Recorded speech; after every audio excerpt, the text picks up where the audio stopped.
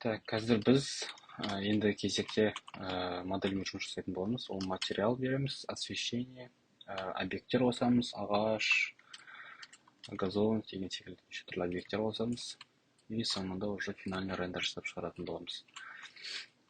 Жұмыс барысында мен сіздерге өзім білетін лайфхактар, жалпы визуализация жасаған кезде қандай заттар қолданамын, неге қараймын, сол жайлы айтып кетемін.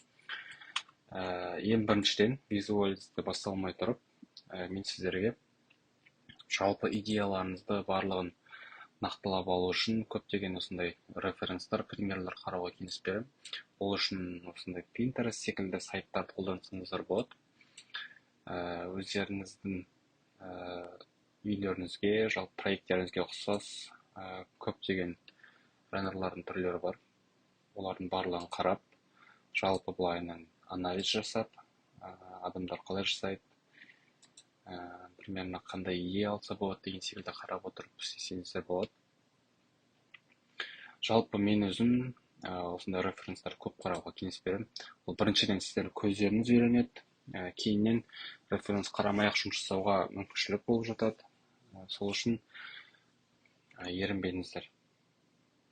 Мысалға, осылай референс аласыздар да, ұқсас өздеріңізге керек.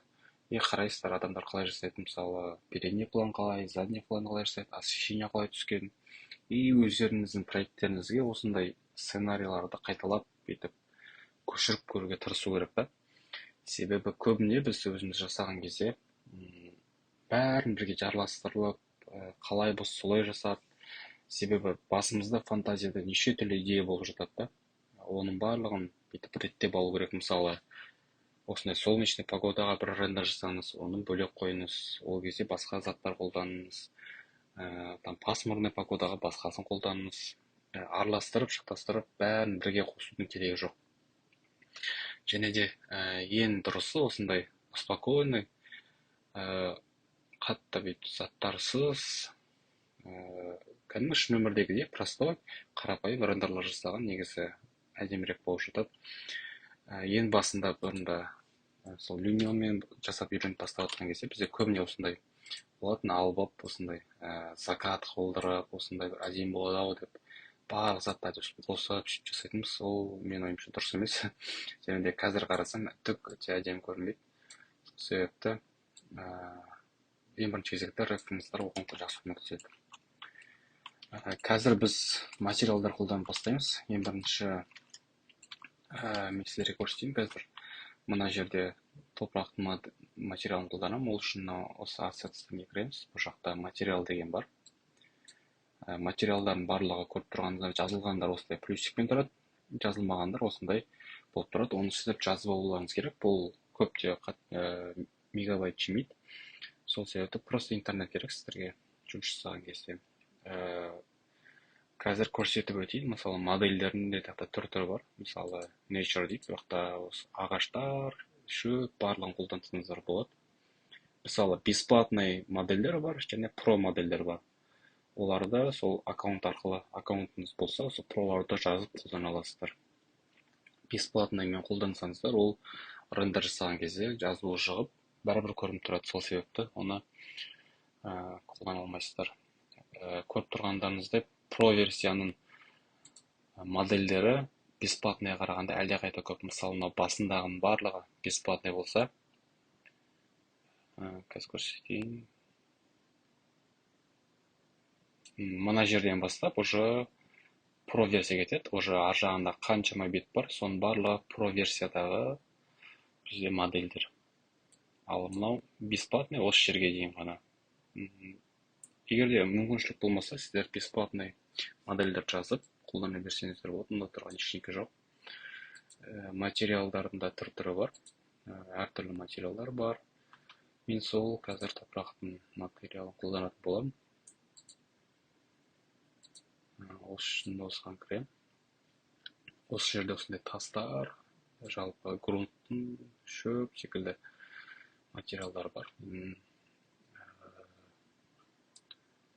Осыны қолданамын. Просто осылай басасыздар и осылай шығады. Қай материалға қолдану керек, соны шығып тұрады, таңдайсыздар. Так. бізде осылай қазір бір қате болып шығып тұр бұл. Бұны бізде жөндеу үшін видеоға кіреміз.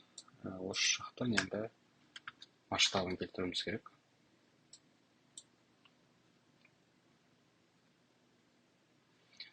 Және де менің ойымша бұл біздегі изначальный модельден шыққан қате. Қазір мен сізге бұны қалай жөндеу керек екенін көрсетейін.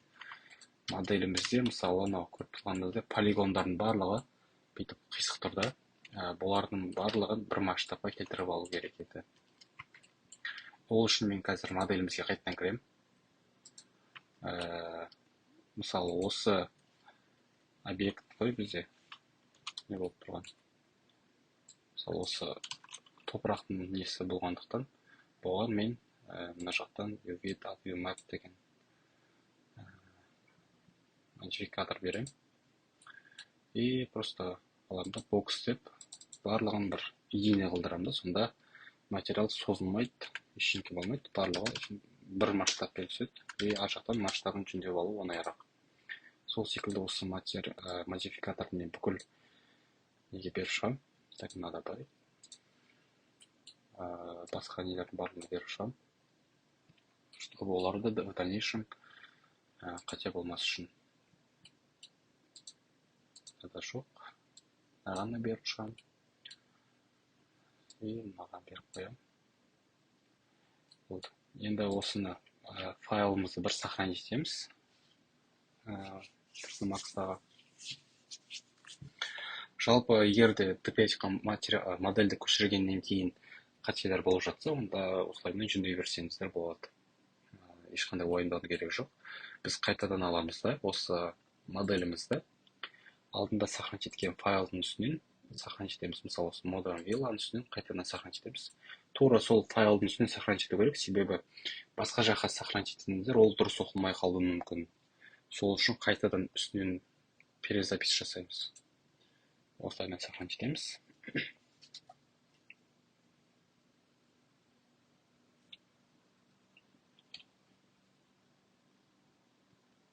Қазір кішкене загрузка болады.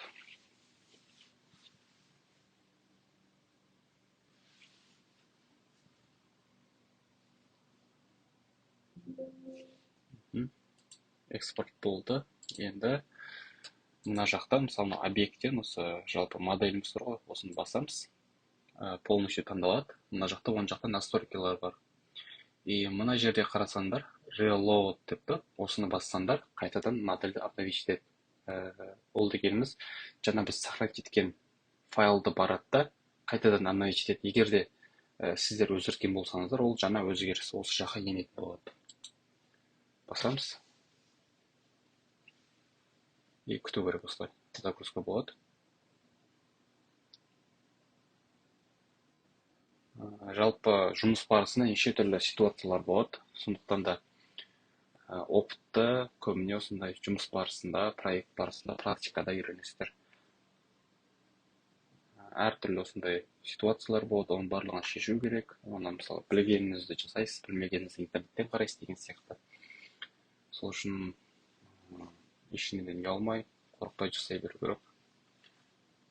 На практике тезірек үйренесіздер. Менің де мысалға білмейтін жерлерім өте көп.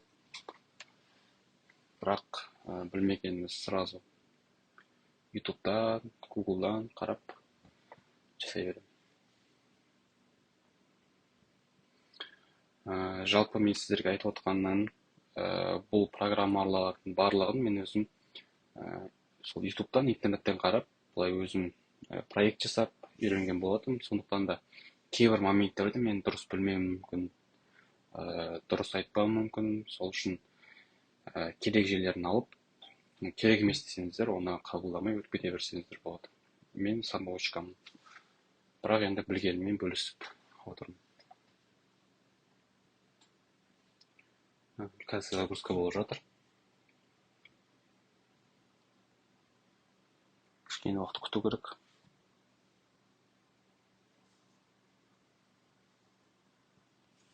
Бізде міне загрузка бітті. Көріп тұрғандарыңызда жаңағы дұрыс емес болып тұрған жердің барлығы кетті. Енді пипеткамен мына материалды таңдап көрейік, жаңағы топырақтың несін берген. Бұл жерге аламыз да. Бірте алдырып аламыз. И осы материалдың настройкасында мына жақта UV деген пункт бар. Бірінші стретч деп тұрғанмен біз материалдың масштабын жөндей аламыз. Мысалы, көріп тұрғандарыңыздай, мысалы, осылайдан материалын үлкейтіп, немесе кішірейтіп материал жөндеуге болады. Offset дегеніміз X, Y осі бойынша былай жылжытуға болады материалды. Былайнан. Rotate деген ол бізде бұру. Былайнан бұруға болады материалды неше түрлі градустарға. 0 градус жетеді. Қазір мен өзіме керекті материалды қойып аламын. Маған бұл материал ұнап тұрған жоқ негізі.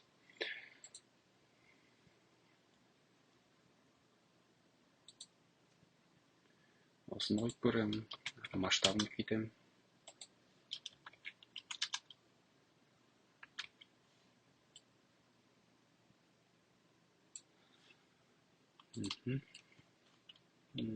Осы болады деп ойлаймын.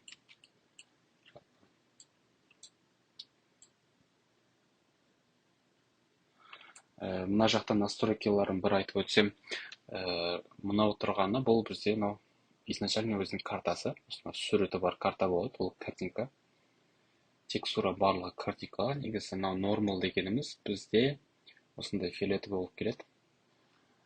Бұл бізде мынау объекттің рельефін келтіретін карта. Осы арқылы қарасаңыздар, кішкене объектке рельеф береді. Сіздер текстураларды сайттардан жазсаңыздар болады. Мен сіздерге қазір көрсетіп өтейін. Бірінші сайт бұл Polyheaven деп аталады. Осы жақта да жақсы качестводағы текстуралар бар. Соларды жазып алып қолдансаңыздар болады. Мысалы, HDRI карта, текстура, модельдер осы жақтан алып қолдана берсеңіздер болады. Мынаны басасыздар, ішінде список шығады. Және де текстурас деген сайт бар, мен білетін. И осы жақтан да қарасаңыздар болады. Осы сайттар. Осы жақтардан керекті өздеріңізге текстураны қолдана бересіздер.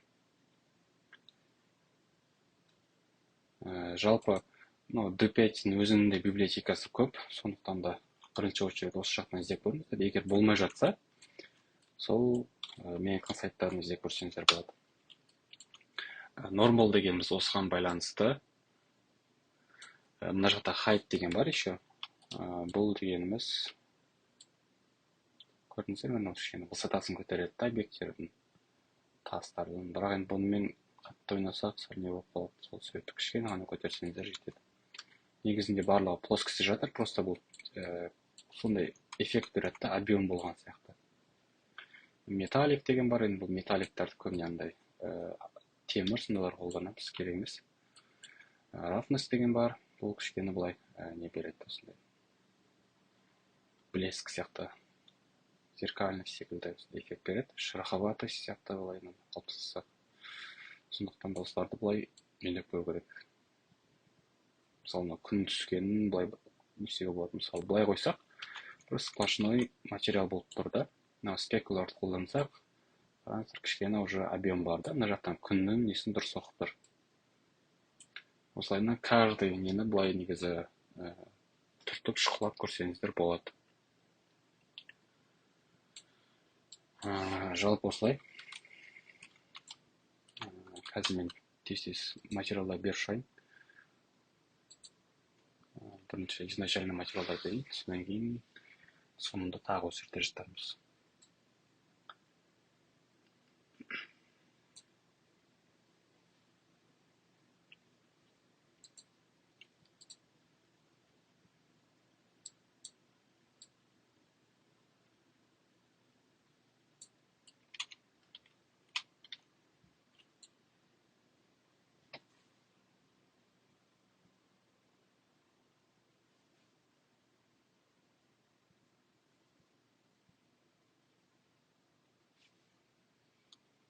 Бұл жерге бетон материалын берем бе деп ойлагам, бирок болмой тур қазір. Бизге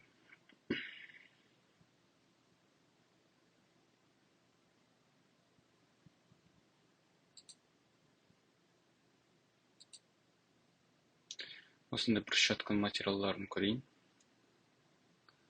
Салыштырып.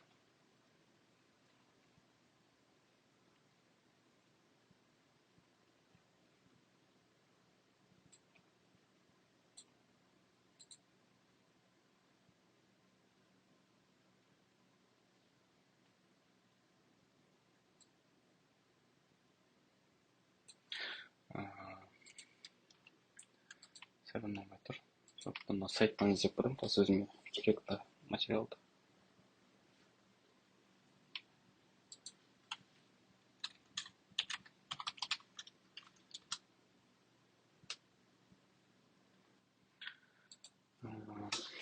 Осы үш материалды тойынан қарап шықтым. Осы үшеуінің біреусін таңдайтын боламын. Мына жақтан качествосын тыңдауға болады, 2К, 4К. И ішінде бүкіл картасымен бірге материал жазып аласыздар. Download бассам болды, уже загрузка кетеді.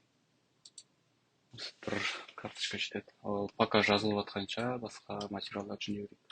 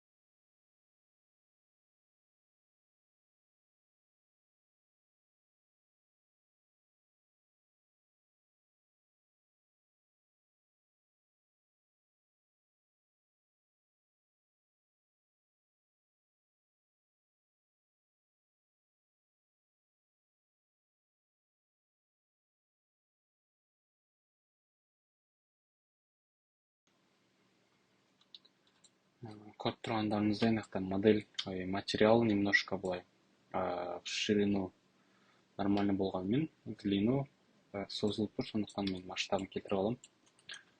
Бірінші кезекте.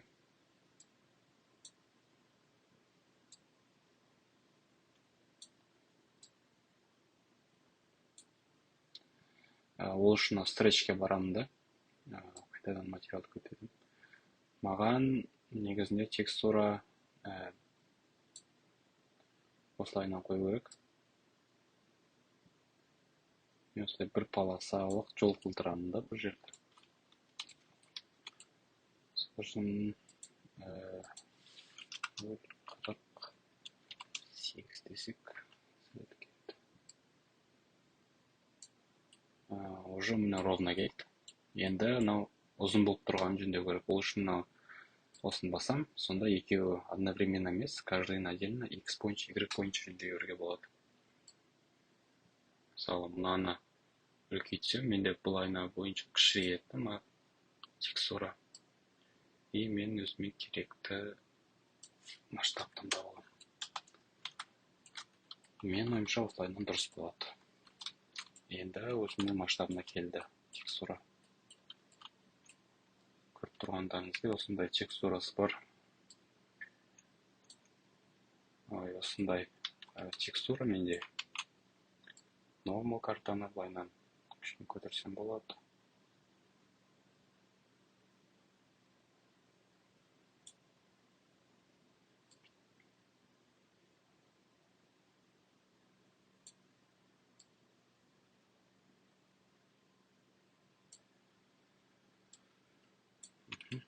Осылай. Ендігі кезекте бізде брусчатканың моделі. Бұл үшін мен тағы да бетонның моделін қолданамын, текстурасын.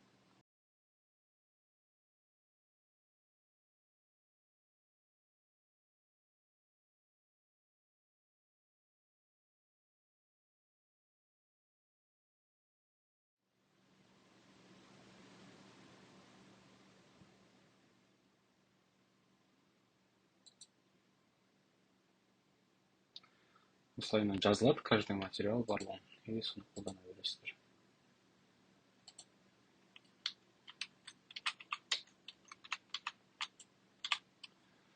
Такс.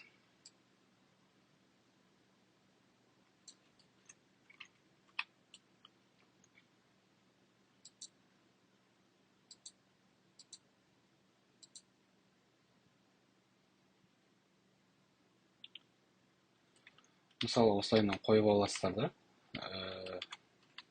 Енді мынандай бір функция бар, көрсетейін.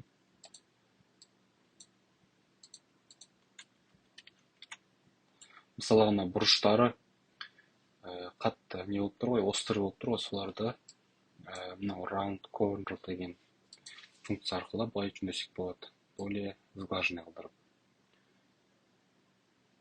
Сонда кішкене более реалистичный болады.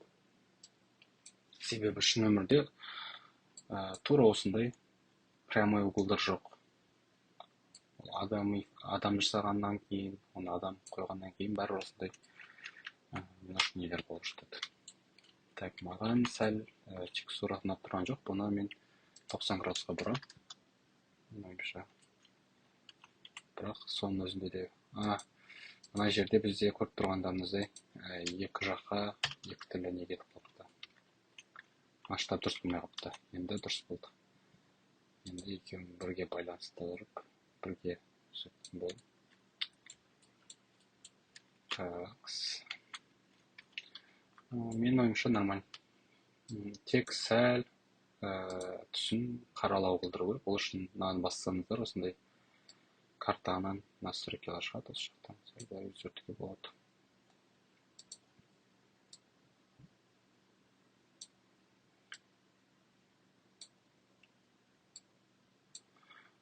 Негізі осы TPA-дің өзінің материалдарын қолданған кезде көп түртпесеңіздер де болады, себебі онсыз да өзі настройкаға барлығы дұрыс келіп тұрады.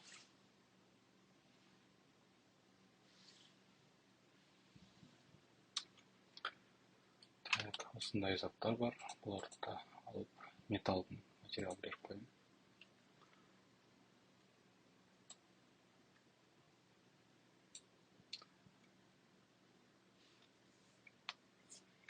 В дальнейшем мен жұмыста тез айтпай материалдарын беріп шығайын, одан кейін жалғастыра кетеміз.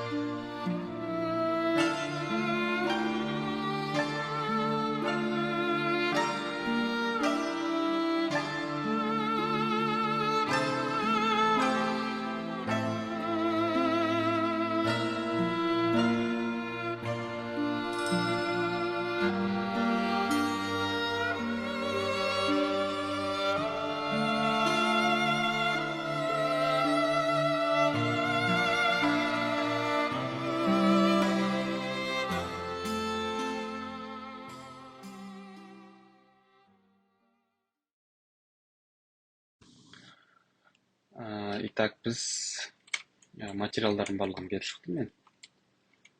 Ендігі кезекте менде қазір мына модель бойынша бір қате болып тұр екен. Соны жөндеу керек. Мына жерде модель немножко геймпланнан төмеге түсіп кеткен.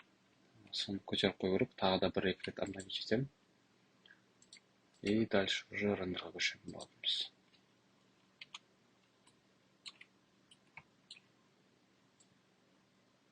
Міне мына жерде көріп тұрғандарыңыздай төменгі түсіп кеткен. Осылай көтеріп қоямыз. И дальше жұмыс жасай береміз.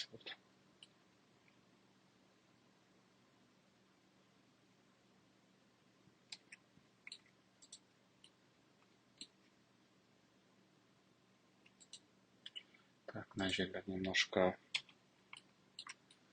қате болып тұр.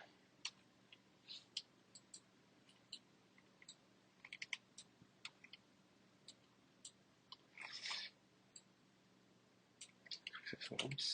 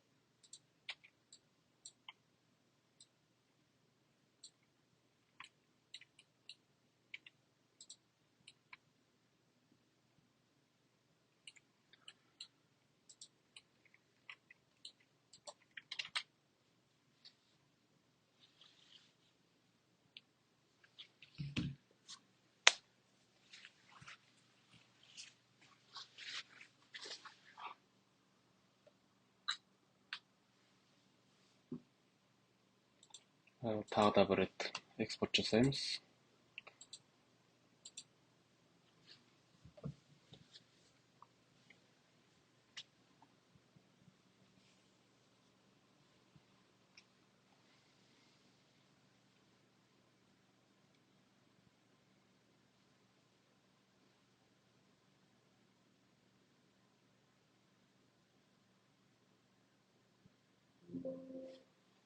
Экспорт болды. Енді Т5-тан обновление жасаймыз.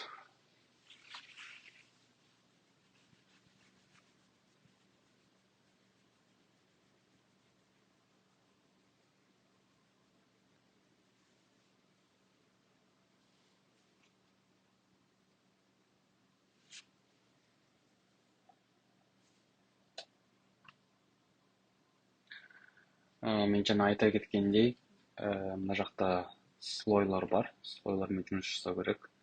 Мысалы менде қазір үйдің ішіне осындай дүниелер қойдым да.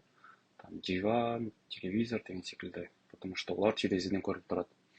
Енді мен оларды бір отдельный слойға тығып қойғым келіп тұр. Ол үшін осы анау плюсчикті бассаңыздар новый слой ашылады. Мысалы мынау layer 1 деп тұр, осыны 2 рет бассаңыз атын өзгертуге болады. Мысалы мен интерьер деп қосыламын. Енді мысалы мына модельдерді таңдап алып, мына жақтан оң жақта осы мына default layer-ның орнына интерьер деп таңдасам, сол слойға кететін болады.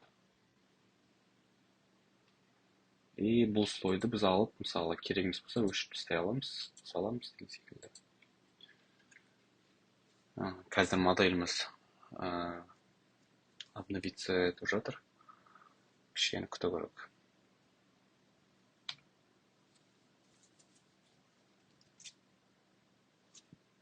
Обновление болды. Қарасаңыз, мына жерде уже дұрыс тұр. Лестница барлығы уже көтеріліп, өз орнында тұр. Енді бізге қазір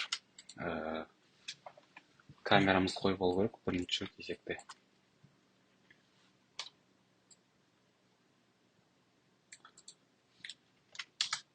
Мына жерде не бар?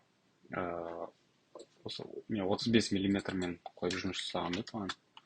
Өзіме осы ыңғайлы камера. И адамның көзі тоже примерно осындай градусты көреді.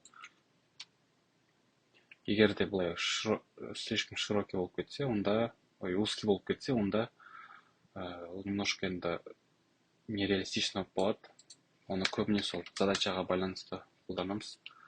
Егер де ондай қатты нужда болмаса, осы 35 мм-ге қойып жұмыс жасай берсеңіздер болады. Маған осындай 4:3 деген форматта сурет керек қазір. Мен осы бойынша жасаймын. Мынау көріп тұрғандарыңыздай, мына сол жақтары, оң жақтары қара болып тұр.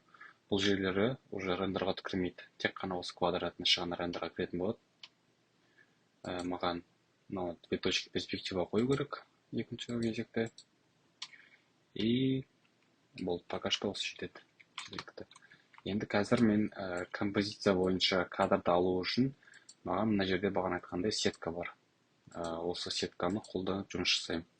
Бұл сетка неге керек десеңіздер, бұл жалпы композицияны дұрыс қолдану, дұрыс композиция жасау үшін өте жақсы құрал.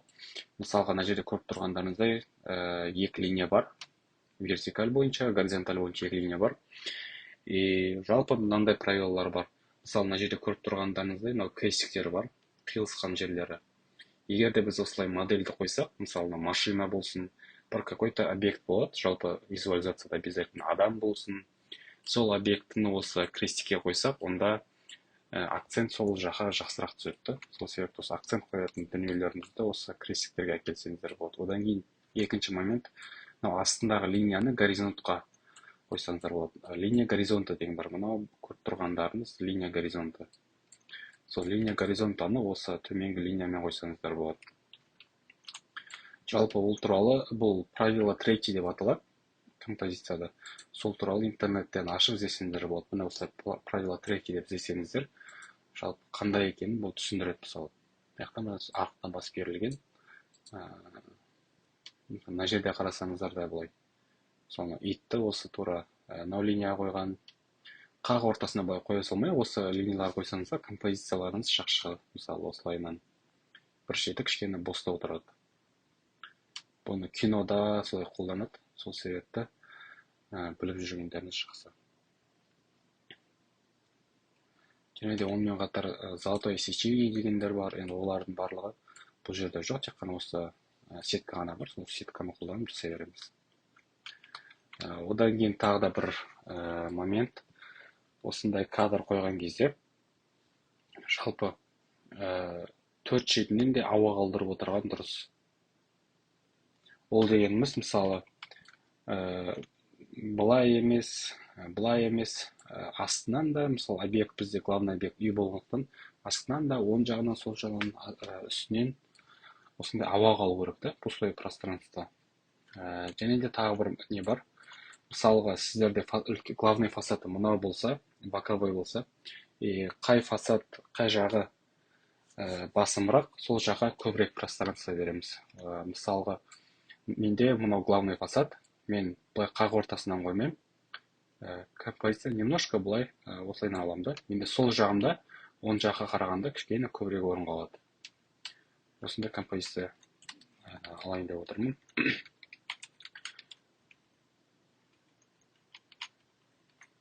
И тағы да бір момент. Негізі астына жерге қарағанда аспаннан сәл көбірек орын қалдырсаңыздар, тоже жақсырақ шығады.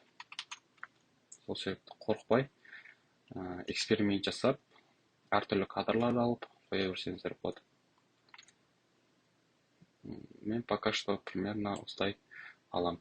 Енді бұны сақтап қою үшін маған сол жақта Create New Scene деген кнопка тұр, осыны бассаңыздар, мынау сценаны сақтап алады. Бұл сценаның осы расположение камеры, настройкаларыңыз барлығын сақтап қояды. Мысалға, мен осылайынан өзгертіп жұмыс жасап кетсем, и мынаны қайтадан басасам, маған тура сол өзімнің настройкама әкеп береді. Сол үшін егер де мысалы осы сценаны өзгертіп, басқаша бір күнді өзгертіп, тағы да басқа заттарын өзгертіп жатсаңыздар, негізі желательно сразу мына жерде сол жағында кнопкасы бар, осымен обновить етіп отыру керек. Сонда соңғы өзгертулеріңізді сақтап отырады. Сіз оны жоғалта алмайсыз, барлығы өз орнында тұратын болады.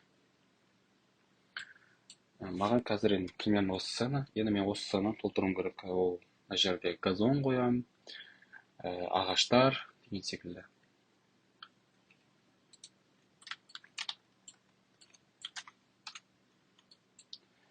Тағы бір слой создавать етіп қоям. Зелень деп. Зелень дей салам. И осының ішіне жалпы бүкіл қазір қоятын мен осы nature-ның ішіндегі бүкіл нелер саған кетеді сол слойға. Кейіннен керек емес болған кездерде өшіре салам. Бірінші кезекте маған газон. Мына жерде вот газонның түрі бар да. Жалпы D5 программасында газон қоюдың мен білетін екі түрі бар. Ол біріншісі материал ретінде, екіншісі жаңағыдай модель ретінде. Мысалға, мынау мынау материал таңдайсыздар.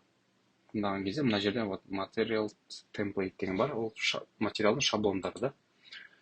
Осы жерге астына түсіңдер, grass деп тұрады. Осы grass таңдасаңдар, сол жақта сіздерге осы материал мынау текстураларыңыз тұрған аймақ бар ғой, мысалы мынау барлығы. Осының барлығы газонмен өзі қапталатын болады автоматически. Немесе осы ассетсінің ішінен өзіңізге керек ұнайтын шөп таңдап, мынақты еткен түрі бар. Разнообразный қылып, хаотичный қылып жасай беруге болады. Түрі бар.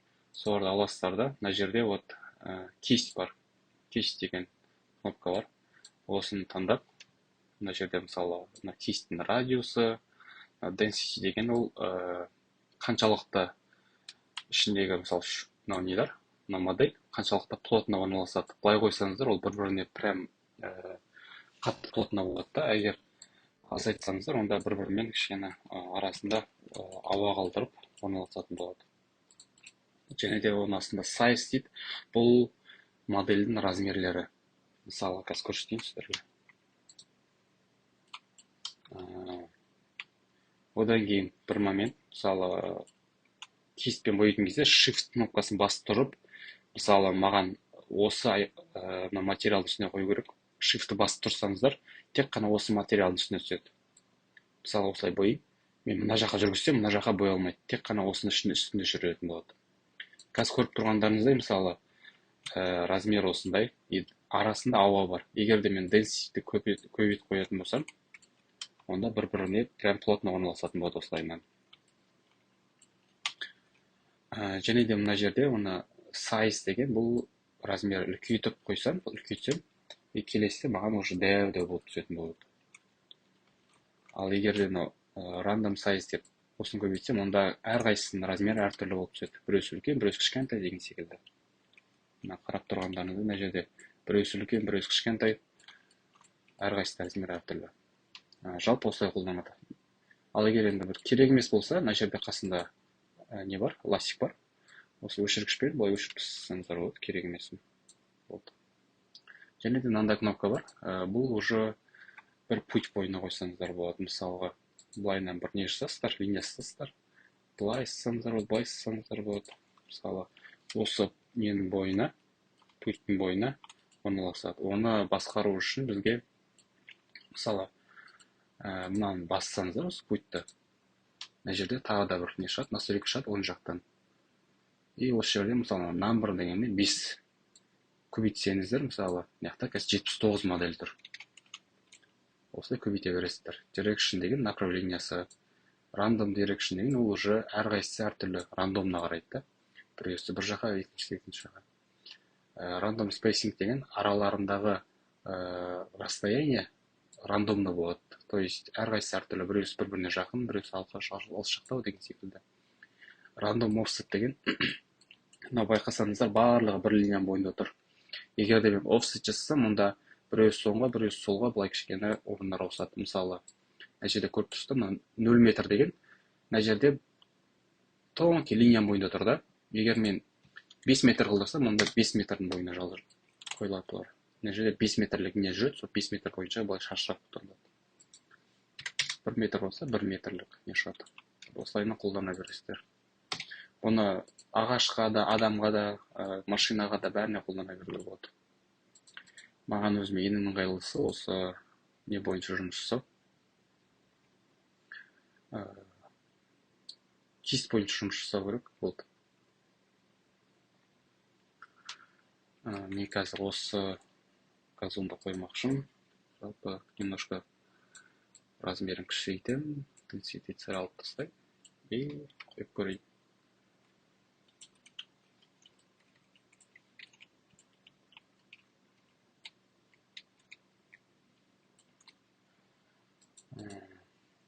Сағы да сәл.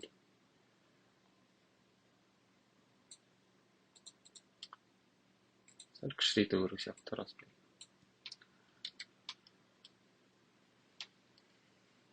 Егерде однотипный емес, сәл разнообразный жасаймын десеңіздер, онда бір-екі материал тағы қоссаңыздар болады, и солар араласып жүретін болады ішіне. Мысалы, мына жерде мен газоным кішкентай болып кетті, анау қасындағы шөп үлкен болғандықтан, шөп көрініп тұр да маған. Осындай шөптер.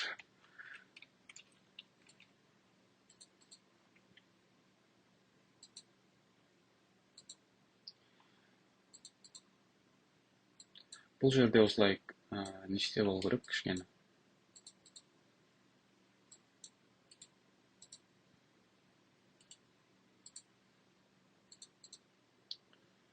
Экспериментировать етіп, қарап алып, одан кейін барып жұмыс жасай берсеңіздер болады. Екінші бетінде де бар газондар. Жалпы газонның түрі көп.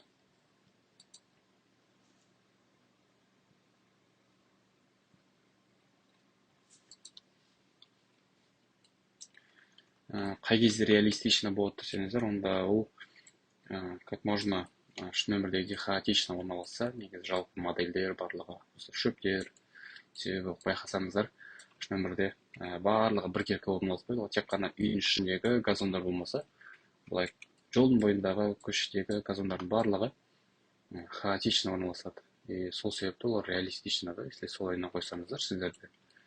Мысалы, тек қана бір шөптің түрі емес, ол жақта арасында осындай арам шөптер, жабайы шөптер болып жатады.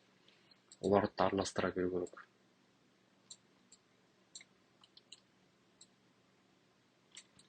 Араластыра беру керек, оның барлығы реалистично береді.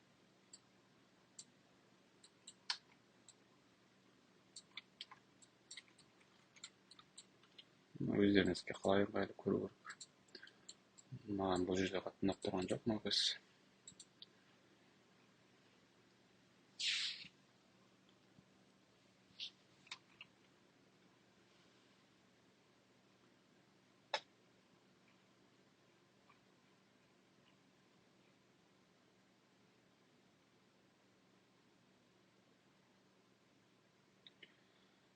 осындай бір шөп қосам.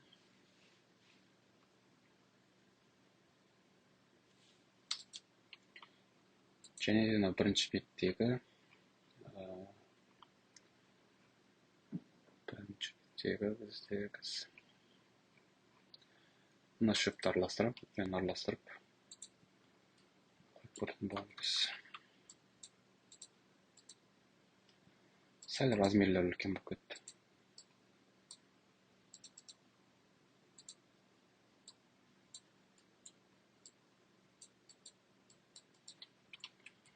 Осылай сәл араластырып жіберем. Сонда басылып кетті.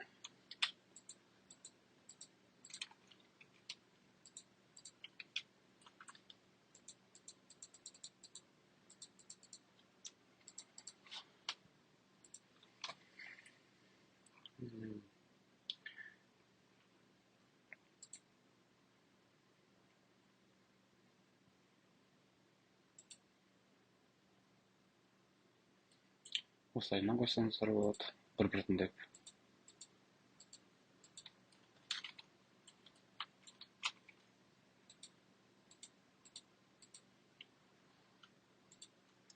Тексеріп қарайсыздар. Ұнап тұр ма, ұнамай тұр ма тексеріп аласыздар. И дальше жұмыс істей бересіздер.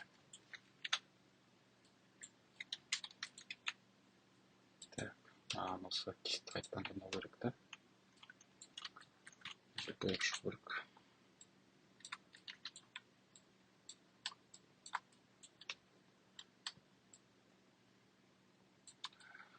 Осылай.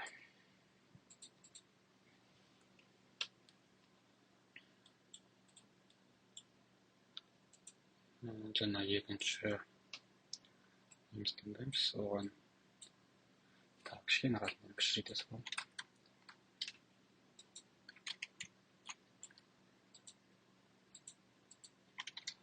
Осылайынан кейбір жерлеріне ғана қойып шығамын.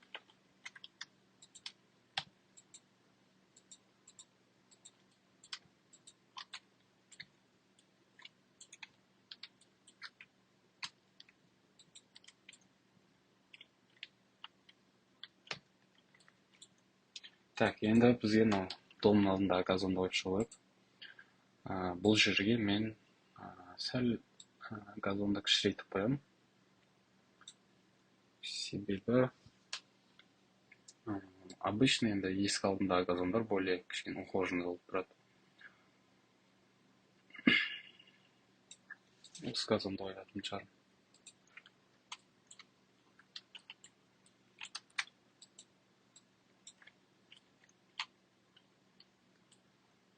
Осы газон болады. Только қазір үш рет сұрайын. Density кішкене көтеру керек, плотностьін. И осы газонды осылай қойып шығамын. Осылай қойып шығуға болады.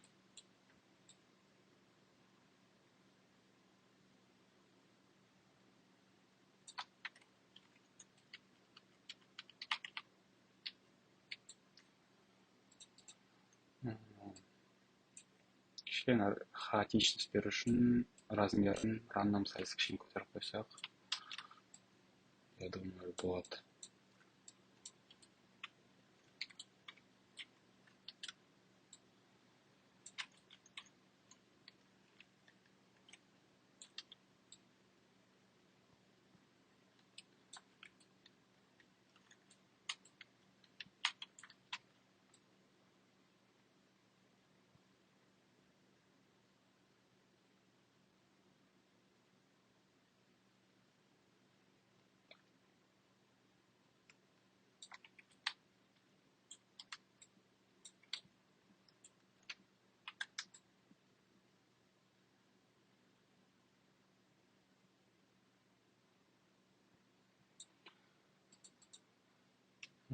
Тезірек болу үшін кестің радиусын тез үлкейтіп, осылайынан қоя саламын. Сонда үлкен аумақты бірден боятын болады.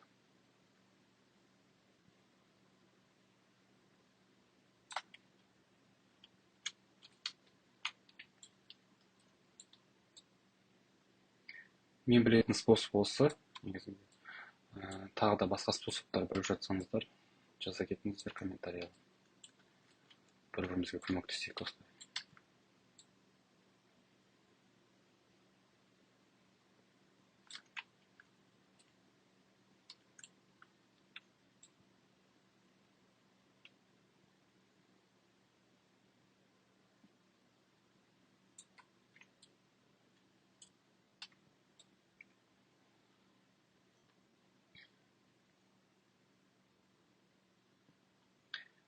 Осы киіспен бояп жатқан кезде немножко қатады негізінде.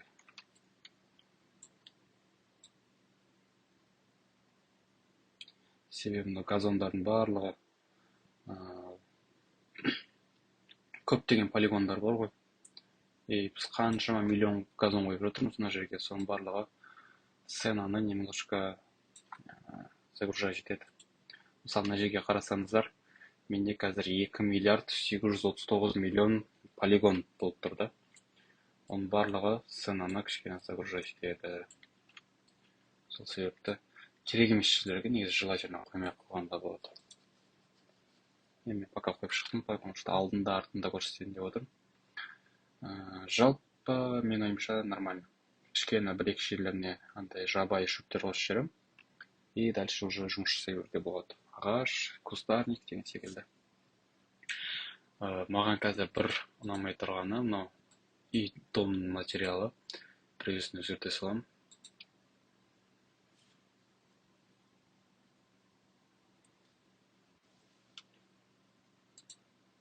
Кішкене қатып жатыр. Астыңғы бөлігін бірінші этажда сәл темный оттенкке қойғым келіп тұр. Былайынан сәл ұнамай тұрған сияқты. Себебі кішкене фактура береді.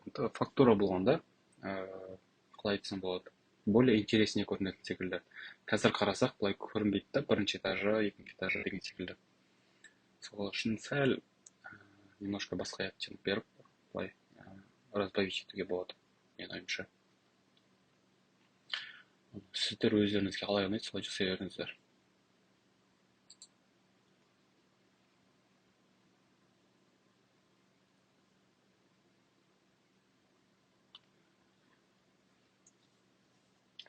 Негізінде визуализация жасау тез жұмыс емес. Мен қазір енді тез көрсетуге тырысып жатырмын.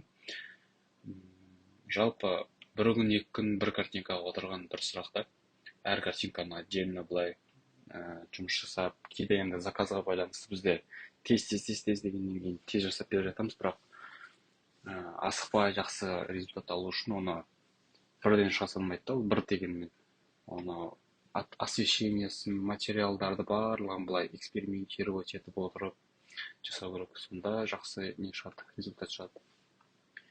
И тағы бір кеңесім, егер сондай уақыттарыңыз болып жатса, мысалы бір картинка жасадыңыздар, постобработкасын сол күні емес, келесі күні немесе бірнеше уақыттан кейін келіп жасадыңыздар. Себебі компьютердің алдында ұзақ отырған кезде, бір проекттің алдында, ол көбіне біз көзіміз үйреніп кетеді да, қателіктерді былай кейбір әдемі емес жерлерін дұрыс көрмей жатамыз, светтерді деген секілді. Демалып келген кезде ол уже бізге қайтадан жаңадан басқаша болып көрінеді. Қателіктерін бәрін бастан көріп жатамыз. Сол үшін егер уақыттарыңыз болып жатса, солай асықпай жасаңыздар. Қазір енді тез мен сіздерге просто программаны былай визуализацияның этаптарын бәрін көрсету үшін жасап беремін. Қандай результат шығатынын көрейік.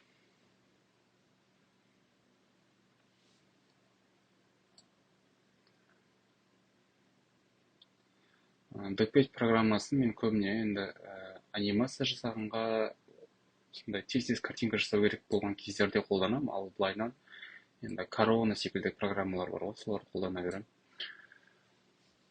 Осындай тез жасау керек болған кездерде бұл өте жақсы программа негізі. Мүмкіншіліктері көпті.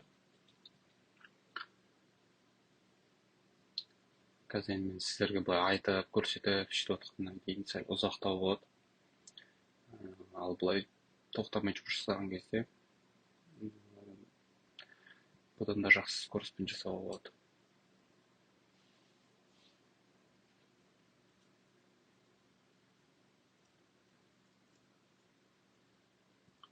жалпы өзіне не керегін білген кезде тез жұмыс жасайсың. Сол үшін бағана айтқандай референстер, примерлар көп қараңыздар. И уже бастарыңызда примерно бір образ қалыптасады да, сол образға қарай жұмыс жасайсыздар. Сіздер уже білесіздер өздеріңізге қандай освещение керек, қандай материалдар болу керек деген секілді. Ал когда не жасарын білмейтін кезде ол көп уақыт жоғалтып аласың. Сол үшін енді возможность болса, солайынан жасаңыздар. Так.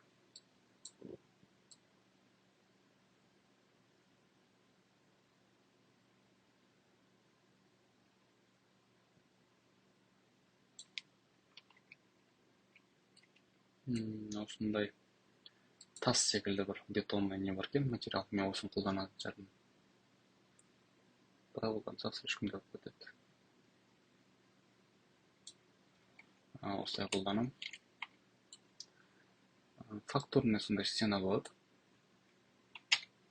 Я думаю, нормально.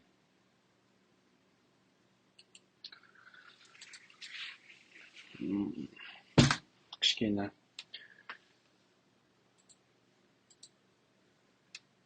Так, сәл светін жарықтау қолдыру керек секілді.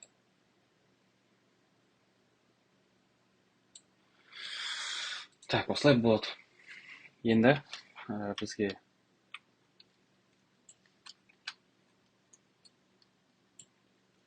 так, Cloud барлығын шылайыншы.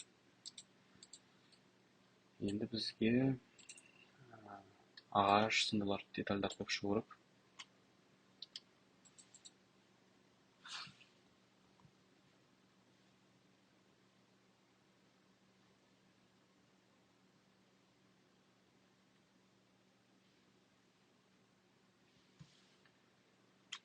Нақта model деген ішінен nature болады. Ағашынан түрлері бар. Нақта flooring tree деген енді андай гүлі бар ағаштарда басамын. Broadleaf деген бассаңыздар, кәдімгі листьенный ағаштар шығады. Мынау астындағысы ол елка, туя сияқты ағаштар, сондайлар түрлер. Пальмалар, мынау бізде кустарниктер, мынау андай гүлі бар кустарниктер. Бізде бұл газон, сондайлар. Мыналарды енді ұмыттым, қазір көжіп айтып беремін. Өздеріңіз ашып қарай берсеңіздер болады негізі. Так, бізде вот листьенный ағаштардың түрлері.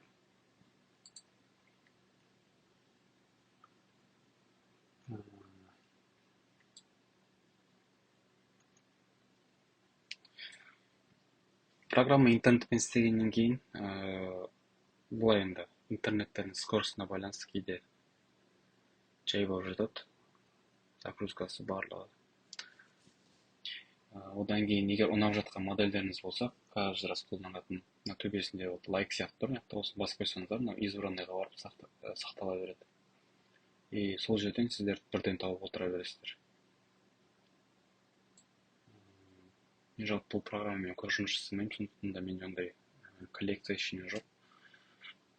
Жай қазір ұнағанын қойып көреміз.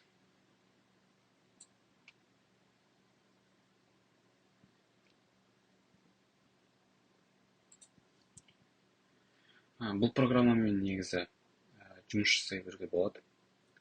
Егер де сіздердің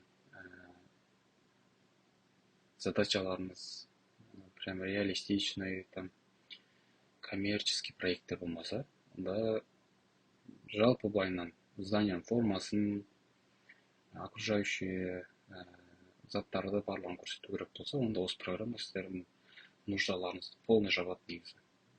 Lumion, Twinmotion деген программалар секілді ғой. Бірақ Lumionға қарағанда енді бұл программа маған көбірек ұнайды. Twinmotion'да енді қолданып көрмеппін, оны білмейді екенмін. Twinmotion'да негізі осыған приближенный мен ойымша кішкене ұқсайды. Возможностьтары кішкене. Ал енді Corona, там Berry, Blender, Unreal сияқты программалар, олар уже сәл бөлектеу уровень. Оларға кішкене дайындық керек. Бірақ үйреніп алсаңыздар оңай емес, қиын емес.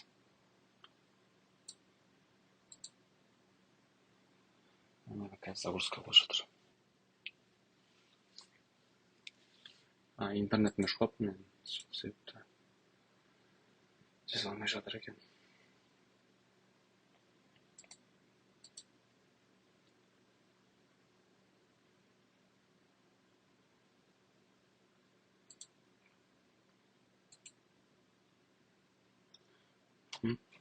Так, енді бізде бізге қандай ағаш керек? Так, осы ағаштарды қоя берейікші, ағашты көреміз.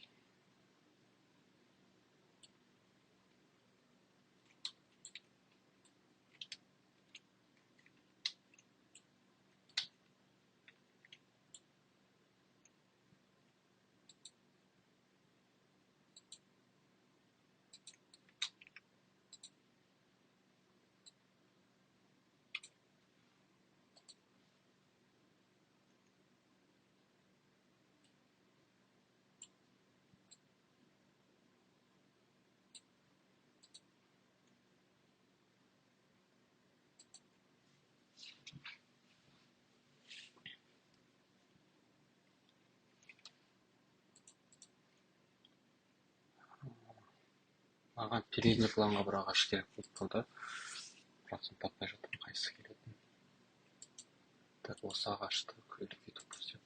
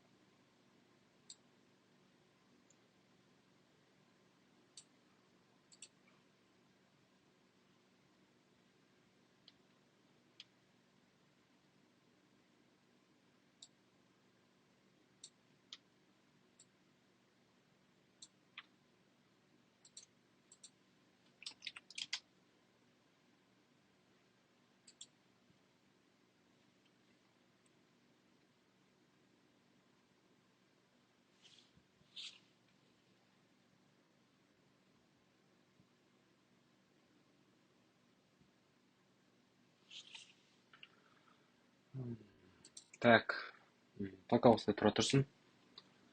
Если что, өзгертеміз.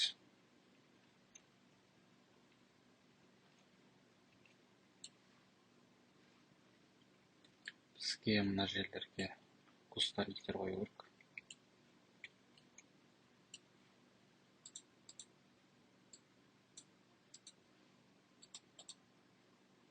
Ол үшін осы жерге кіреміз. Тағы да көптеген түрлері бар. Қайсысын ұнайды, соны қоясыздар ғой.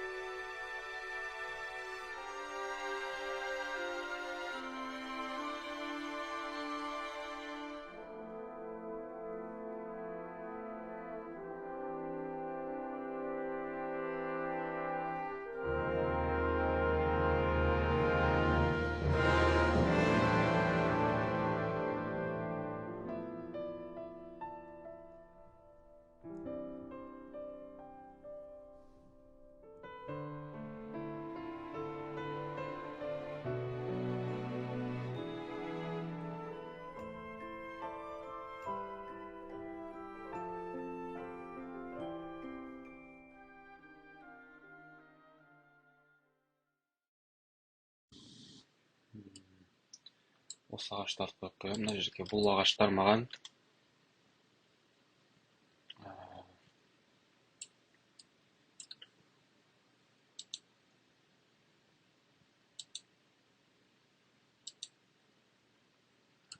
так, қазір көрсетемін.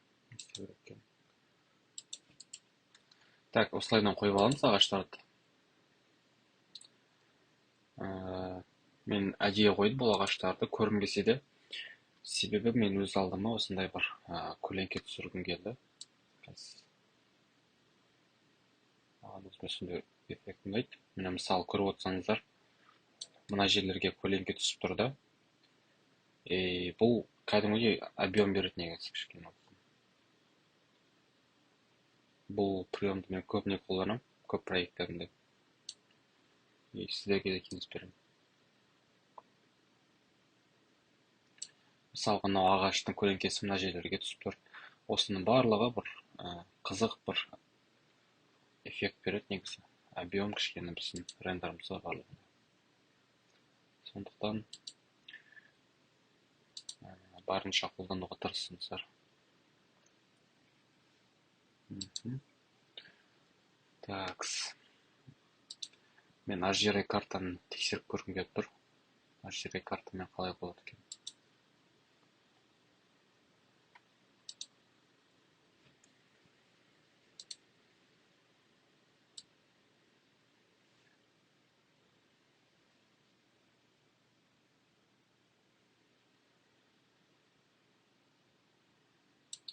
Егер күннің расположениесын таппасаңыздар, кішкене күтсеңіздер, өзі обработкамен көрсетеді. Қазір бізде күнім мына жақтан былайынан түсіп тұр басынан. Егер тезірек десеңіздер, онда осы күнді қоссаңыздар болады.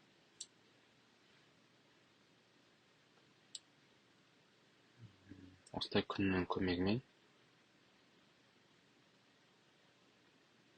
расположение табуға болады.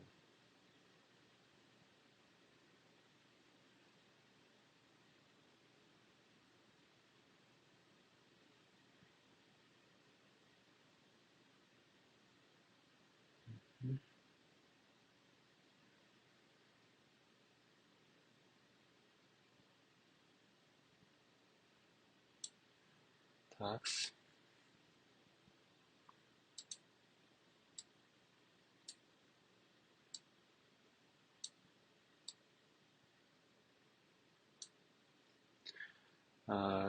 Чтобы ескі настройкаларды жоғалтпас үшін